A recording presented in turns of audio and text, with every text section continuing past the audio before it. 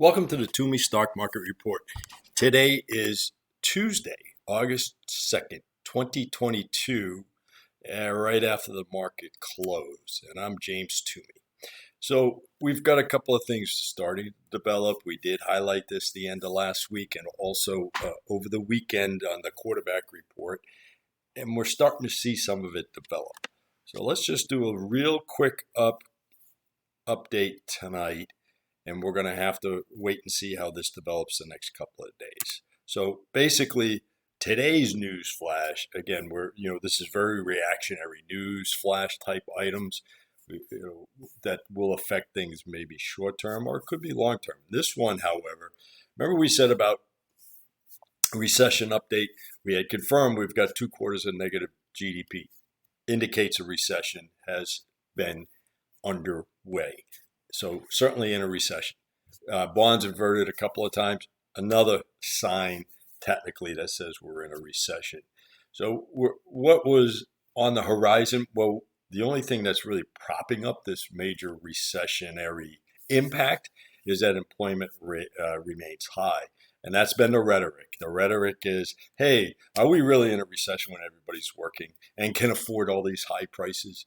Well, quite frankly, the answer is to be determined. But right now, nobody can afford these high prices, and it's going to put a damper from real estate to purchasing power all the way down to energy consumption as the winter months start to propagate and the end of the summer months here. But today, what do I always say? You want to watch hiring and layoffs, right? If layoffs start to increase or companies demand that they're going to, withhold hiring, that's an indication that the recession is being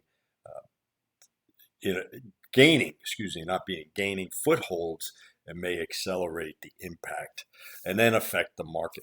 The manufacturing index, once it gets to 50 or below, it shows contraction. We're not quite there, but it is ebbing down. We have the Philadelphia index that actually was negative last month. So it's teetering, but we have to wait. But today, 8/2/22, what did we hear? Jobs openings plunged in June to their lowest level. This is, from the Bureau of Labor Statistics. Okay, so September to the lowest level since when? September 2021. Okay, so a year. So in potential sign that a historically tight labor market is starting to slow. Yes, that could be the case, right? Or it could be just summer vacationary companies not necessarily hiring. I used to run a staffing agency and owned and operated my own one for years and years. And the net of it is, the summer's pretty slow for hiring. But, we need to see the trend develop. 1 month is indicative, but it's not all that there is. The total employment vacancies, though, they fell about 10.7 million through the end of June, a decline of 5.4%. That's more telling. If companies are on vacation, they're not thinking about, posting or hiring because it's hard to, get traction. That's one thing. Will they waste advertisement and energy on posting?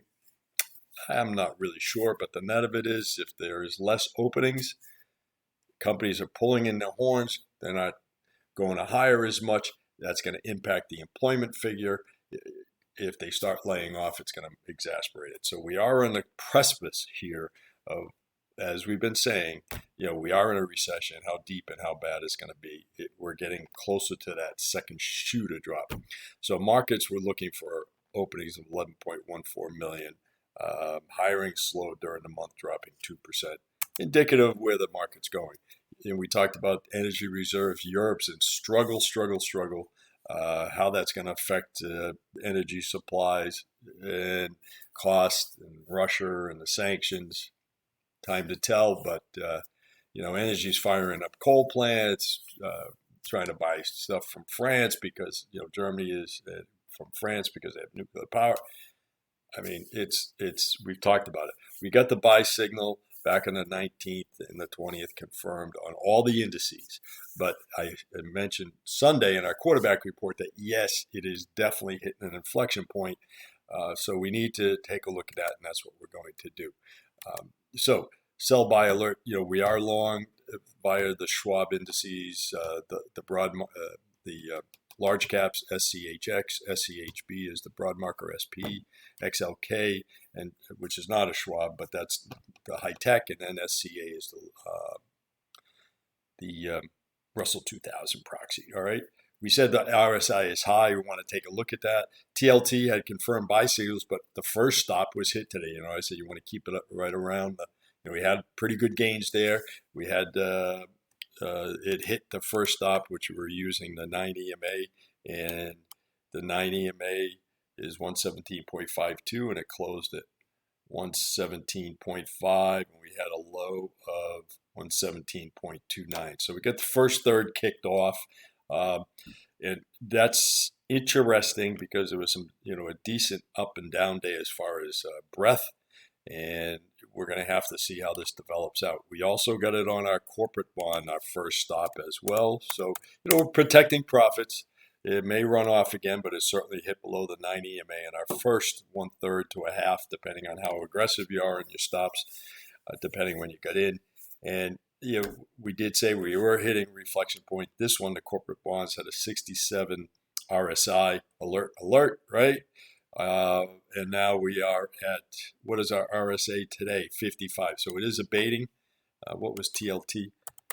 And we may be getting stopped out as it goes below the 14th EMA, but we haven't had a sell signal at this point. The RSI for TLT, we are at 54. So it's abated a tad. It was up into the 63, 64 range.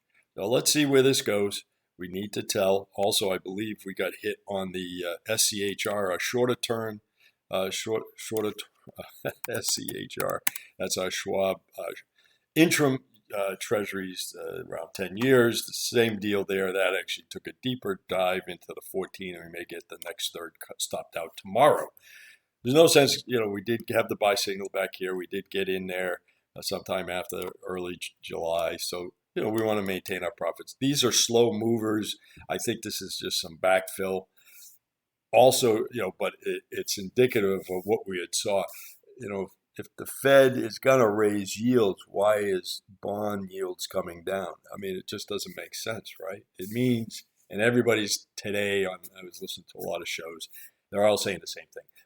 People are flocking to treasuries in and outside of the U.S. It's a protection haven. They don't know what's going to happen with recession, war, and all this stuff. So if the market's going to start to rally a little bit here, people say, hey, I'm not really sure of the rally. I don't want to invest in the market, but I want to get some yields and protection. And that's where we did. We parked our money for the last, almost, 30, 20 days or so. We expected a much longer run here, so we'll see. But the caveat is when you start getting towards that 65, high 60s, low 60s RSI, it's an alert. So we took the risk, but the risk was based on the fact that will the market pull back or just have a kind of sideways move. We also let's look at some of our other plays. Let's stick with we had utilities that we got into a while back, same kind of deal, gave us a buy signal a long time ago. We are in that should be green actually.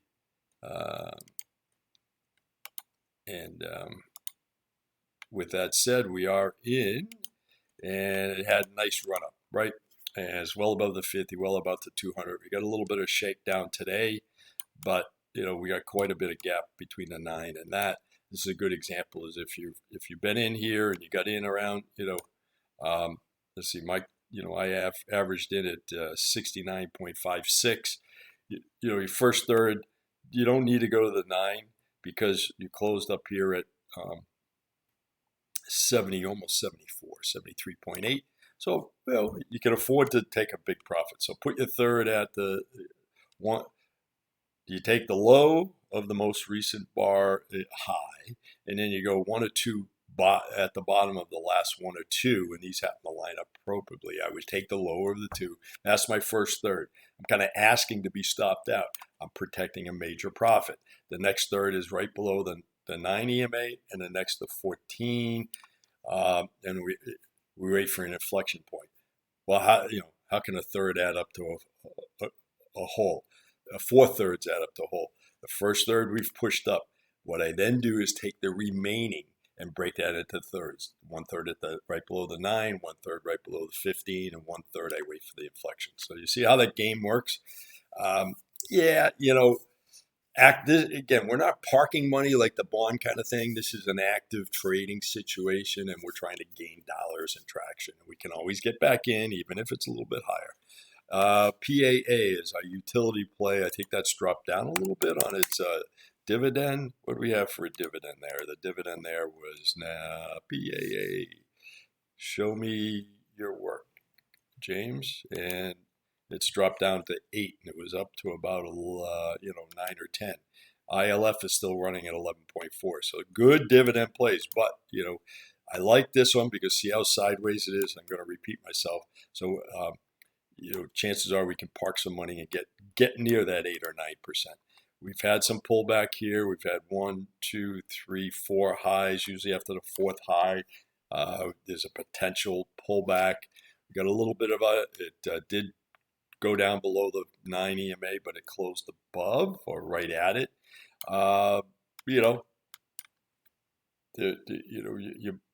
If you had a stop at that first right below the 9 EMA, you probably could stopped out a third, and now you got a third hanging at potential 14 EMA. So I got stopped out of about a bit. I bought a little bit back today. I'm trying to maintain this as long as I can. I'm willing to take a 10% hit because 10% on 10.5 or wherever I'm at is 9.5. Just make it easy math, and I'm still I can afford a whole point drop here and still get break even dividends. So it's parking money kind of time because I don't know where this market's going, and it's obviously a little reflective here on what we're seeing here. Let's go right to the ILF, our other one this one unfortunately has a great dividend, but it's all over the map. I mean, like I've said this before, up at 30 and low of 20 in the past month. So we see that it took off. We got the buy signal. It's getting near our first 1/3 stop.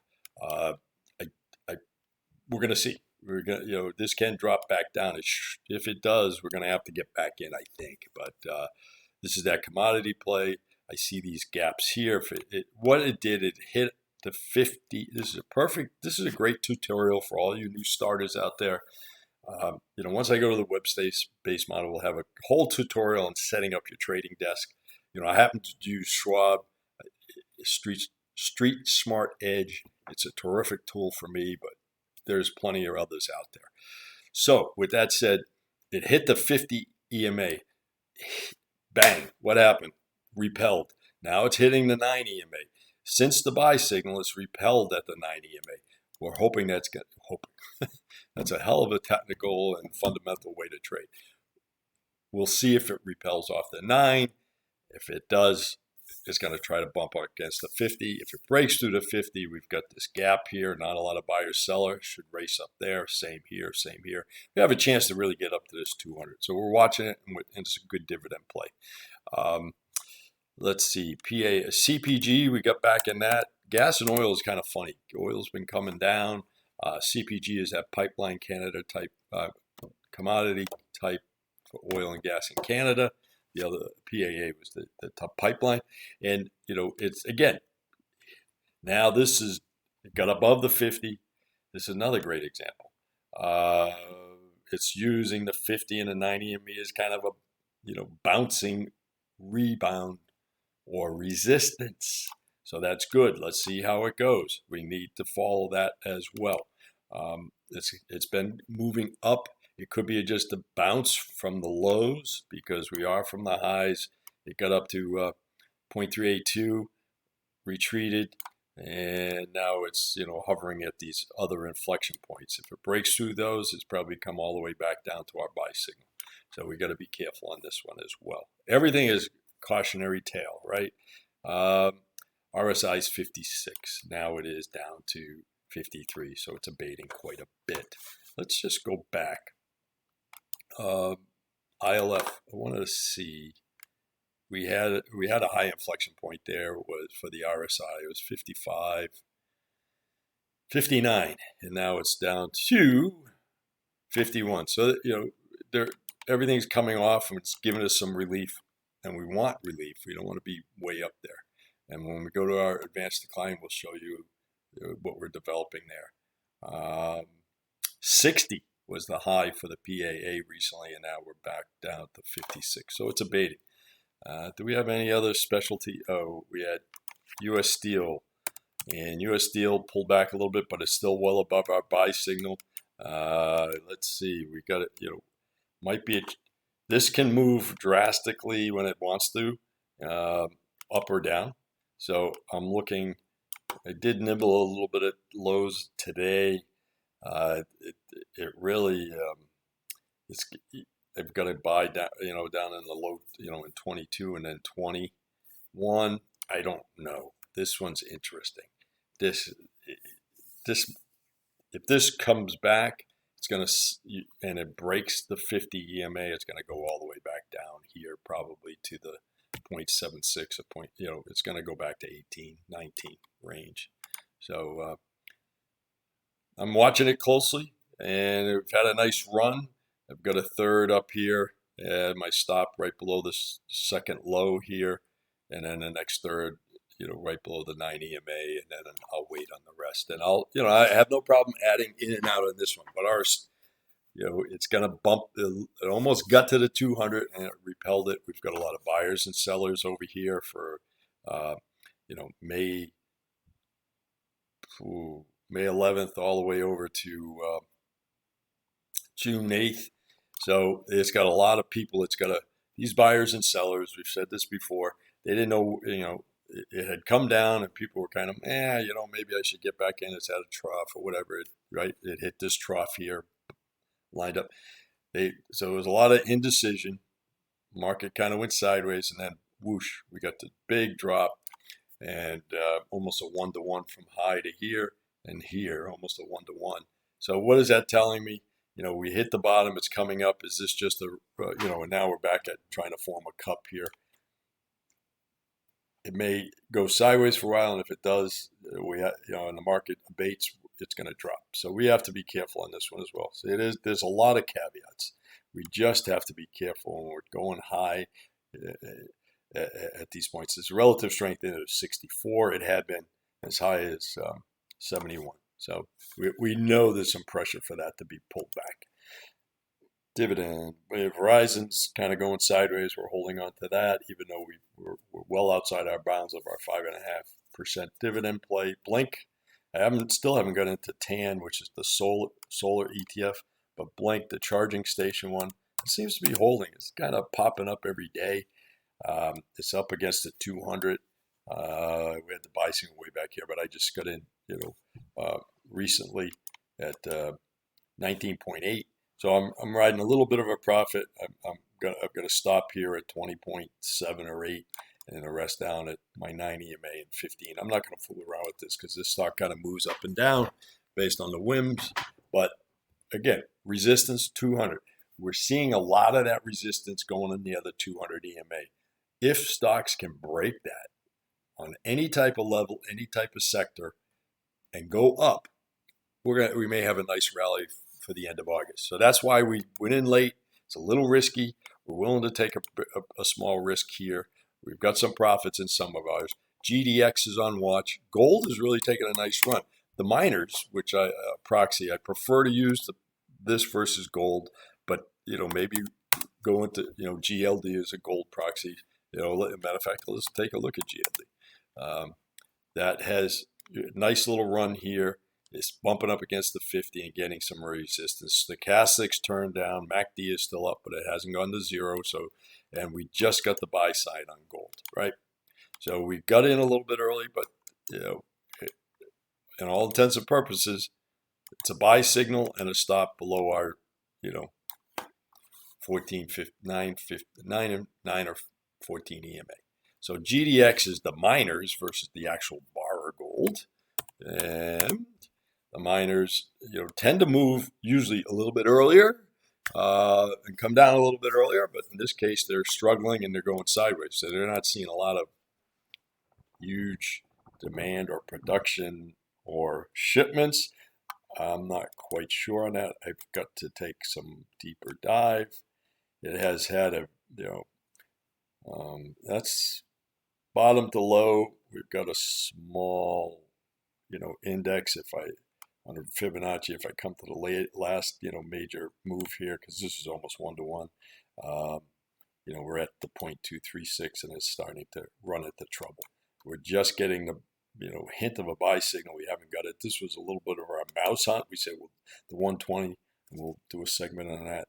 Said, hey, buy here. We got into it. We're trying to, the mouse hunt is what definition is. We use a faster chart that depicts a shorter time frame during the week, during the day, excuse me, of the day. And these are every 2 hours, it gives us a bar within the day. And the market's open, for 6 hours, whatever it is, right? So the net of it is the mouse hunt. We go out looking for big game and often end up with just a little mouse versus the big moose on the wall. That's why I call it a mouse hunt. Because our daily signal to buy has not been hit. We're just getting in the tad early. So you're in. We got to stop down here around 25.57. It closed today at 25.88. We may be out of it tomorrow, and it'll be a short play. It happens, but we're gonna watch it, and that's all because what's happening. The dollar's rebounding a little bit. The bond yields are starting to abate. You would think gold would have a little, but a little bit of a hit if yields are getting hit today, but it's not. And it's because the dollar is rising.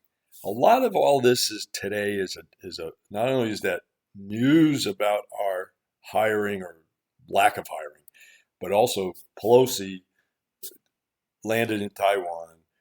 Chinese put warships all around Taiwan. They flew jets over Taiwan. All kinds of stuff happening.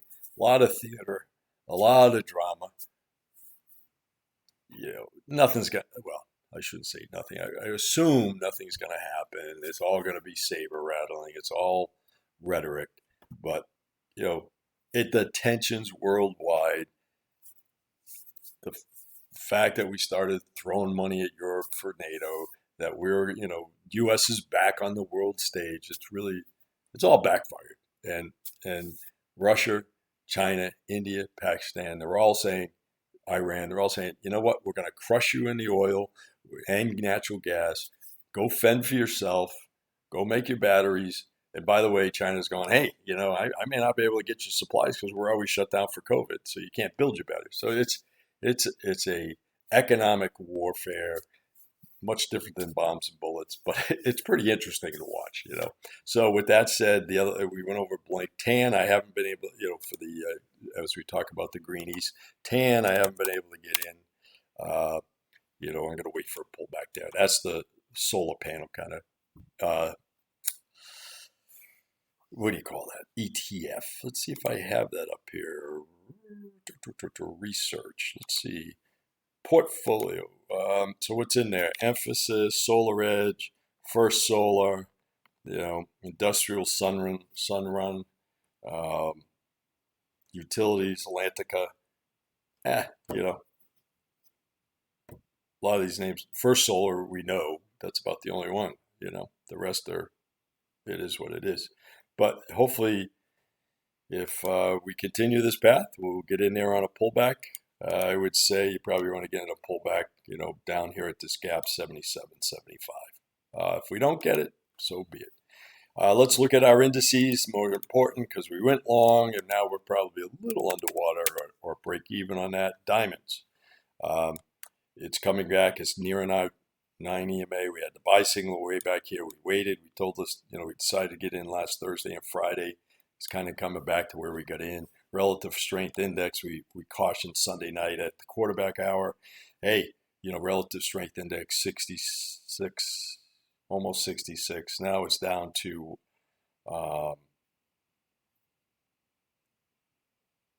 where's today? Here's today, 58. So it's abating, which is a good thing. We use the large cap for Schwab, SCHX, large cap for Schwab. Same deal. So it's kind of mirroring what it is. and we're going to hang loose there. We got our stops in. We'll do the best we can. It should. We've got one, two, the third highest peak from the last low. Should be able to go for four to six, 4 to 9. And we should get to the 200. But that's the prediction business. We're not in the prediction business. We're playing this now. We're trading mostly on technical. Fundamentally, nothing's really changed. SPY, and we use the broad market for that. That's nearing the 200. We had the 65 RSI, and RSI today is still up 61. And XLK is interesting because that's kind of our proxy for the NASDAQ. Instead of paying whatever it is, 3 something, we get 140s, 200. Boom, boom, boom. 3 tries at it, 3 days at it, and it has been able to break it and close above that. But it's holding. It's doing pretty good. And we've got some decent volume still maintaining during these times. So we're more to come, right? Hardest hit and all that great stuff. So that gives us a quick idea. You want to be careful. Our bonds are starting to crack a little bit, and more news tomorrow on that. Where else do we want to go? Okay, information. This is the sector analysis, and I pulled this off. I believe it's for today. Yeah, so it's the 20-day. I've been sorting these for 20 days to get a kind of, and 1 month trying to get 1 month to get a snapshot. But the top 3, IT, industrials, consumer, energy. Energy is moving up. Energy was a little bit lower before. And, certainly the hard hit sectors came back first. Everybody piled into the NASDAQ and some of the industrials and some of these things had a nice run. However, today's change, you can see they're down almost a full point. But, we're going to see where this all shakes out. And I think August, we had fun buying yesterday and today. Should be another day of it, and it's not really showing positive influence, which is so there's selling in the market. All right, advanced decline. I want to talk about advanced decline. Advanced decline. This is August 1st, not August 2nd. Today, Tuesday. This is Monday. Look at where the RSI 69.6. Advances are peaking up. It's trying to etch up towards that 200 EMA. It's well above the 50. What did we say before? This is a longer view in my mind chart. So this is the number of advances and declines during the day, graphed out over time, right? This goes back. I pulled it back as far as I could to fit the picture. Early February. I'm trying to get year to date, but the net of it, every time it hits 50, it abates and comes back. 50 comes back. 50 comes back. This one hit 50, went through it, got near our buy signal. I did not bite. We bit late, so we're in the game late. I'm honest about this, guys. I said, you get in there. We got a fast trigger. Bear markets are not the easiest to trade because there's a lot of traps, and you have to be careful. But this rally should show some legs because the advanced decline is back up here. My only concern is the MACD is in great shape. My only concern is really this RSI, because look at every time it got up into the high 60s, down. Whoops, backspace. Down, maybe.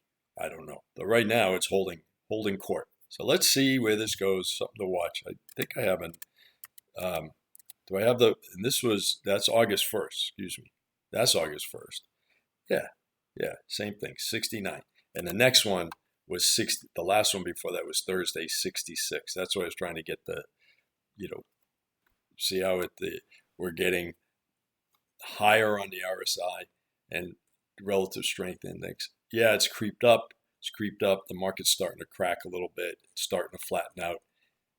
Hey, if it goes sideways for a little while here and we're parked and the bonds kind of keep our parked money and our dividend place keeps churning out money, it's not a bad place to be. There's a lot of back and forth right now, and we're getting sucked into this like reactive trading, right? That's because we got in late. We should have taken our buy signal and jumped on it. But this is all part of trading. All right, so that's James Twomey's stock market report, close of market today, August 2nd. And we'll have a little bit more this week if we have some major changes. But stay the course, keep your stops tight. We can always get back in. We can always, even if you get out before you get to sell signal, don't lose sleep. We're not out of the woods yet. Recessions don't start overnight. Recessions don't end overnight. Inflation doesn't start overnight, and they don't end overnight. This event is really driven by energy and too much cash sloshing around. We're now adding to it because this chip bill that passed, the infrastructure bills out there. There's billions and billions of dollars being thrown out into the economy. The infrastructure. If the government buys things, it's one thing, or invest in things, it's one thing versus increasing the budget for. So if they're increasing the budget for building roads and bridges and that type of stuff, it's welfare money, if you will, but companies are going to be generating, they are going to expand, they are going to be new ones coming up to fill to earn these bids, and that's going to short-term GDP growth. However, it isn't going to create long-lasting jobs unless they come up with something innovative like Raytheon did, or whatever that company during the Cold War thing came up with, Velcro, right, and the microwave and all that stuff. But it's as long as money's there, you have growth and productivity. Yeah, maybe productivity. You have growth in that sector of jobs. So welfare jobs kind of thing, if you will. Once it goes away, once you take away, it all collapses. So when we increase the defense budget, they put money towards buying product. That product was usable product, even though it was in a defensive nature. Did we invest in companies? Not really. We just bought more, and we said, hey, you got to make more because we're going to buy more. So the companies, on their own dime, created infrastructure, hired, and all that stuff, and they created the growth and productivity. Much more positive. Okay, it's a little more economic than that. But if this solar greenie bill passes, I mean, they're saying it's inflation protection because they're going to do something with Obamacare or drugs you buy. But if you look at the bill, it's all energy stuff. If you go out and it's one thing buying it. If we were buying the solar bill, but we're not. We're investing. It's kind of like France with the Airbus, which really worked out because they subsidized that over 50%. Airbus became very competitive. On their own, they were not, but they basically it was welfare to Airbus to keep it rolling, and it worked out. But here we're going to give money. We certainly did it under another administration, and that company was just a big pothole of graft, and nothing was produced, and it was just a slush fund. Will this happen again? I don't know. I hope not. But that's where the growth and productivity factor kind of slips away, right? Because we're just going to throw money at a place and hope that they build stuff that's going to be bought and used. That's different than increasing your budgeting and demanding more product to come your way, and the companies foot the bill. They take all the risk. So, you can look at it both ways, but I'm hoping it's going to work out for everybody, and I'm sure it will in some fashion, some way. But right now, we're not out of. What I'm trying to say is we're not out of the woods. Let's keep our finger on the trigger. We can always get back in the game. Right now, it's not. The only time we're going to really say it's safer to park money and handle some ups and downs, losses, and what is when Powell comes out and says, you know what, we're pretty close to near ending, or matter of fact, we're not going to raise rates unless something dramatic changes. I heard a guy today, remember I told you I'd do some digging, I did hear a guy today about the Fed was still trying to buy bonds up. So, we're still propping up the market that way. There's a lot of, I don't want to use the word funny business, that sounds terrible. There's a lot going on behind the scenes that's keeping us in the game going along. But a lot of bullish talk out there. So let's see if it comes our way this week. We should have a little bit of a rally here the next few weeks. But, our fingers on the trigger as well. All right, that's the Twomey stock market report for today. Keep trading.